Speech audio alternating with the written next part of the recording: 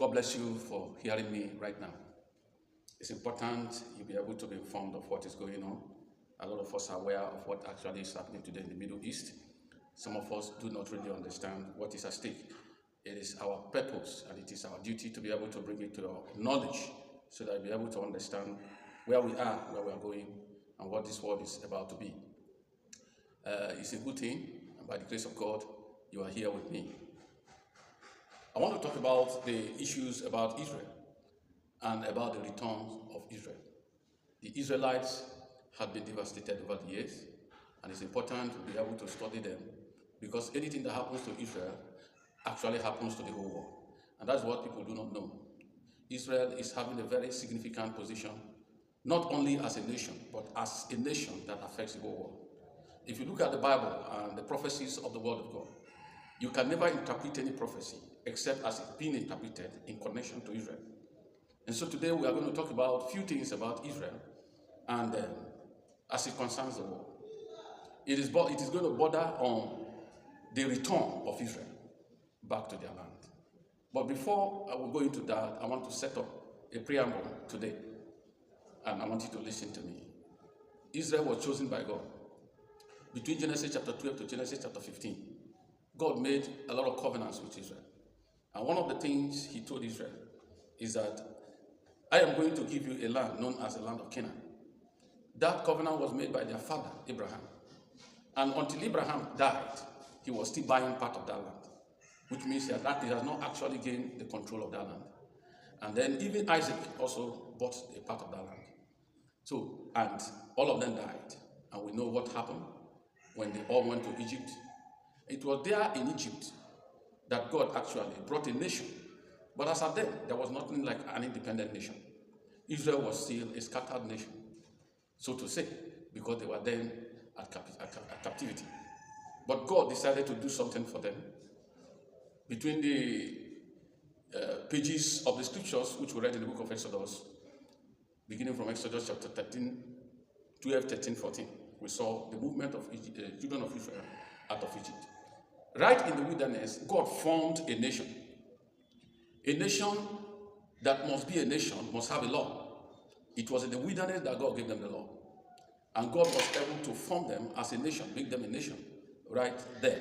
It was also there that God prophesied about that land. And they were moving towards it. And their leader was Moses. And he tried. But he could not get in there. But finally, a young man, Joshua, was able to take them to that land. They didn't just get it.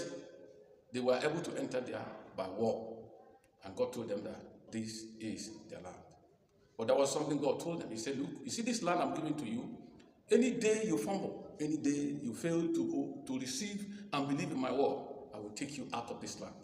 And when I take you out of this land, it will also be my decision on the time to bring you in. And they thought that God was, playing. And that was what happened when they actually sinned against God. God tried to pull them together, but it was not possible. And finally, God took them out of the land, down to the land of Babylon. Now, when we talk about the restoration of Israel, we are talking about three things. The restoration of Israel took 3 stages. One stage has happened. The other 2 stages are still in the future. And that is why you should be able to learn. Israel has not, as a nation, actually come back to their land in that sense. But you will really know why we are talking about this. Because Israelites were actually taken out of their land to the land of Babylon. You know the story. After 70 years, they came back. And a lot of things happened. And when they came back, they decided to rebuild their land.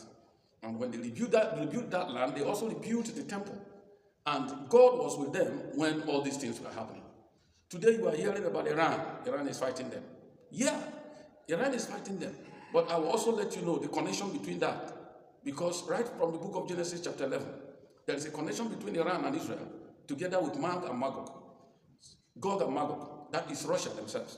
We will let you know why these people are fighting and why people like Russia is supporting them. It is not just a matter of diplomacy. It's a matter of friendship and brotherhood.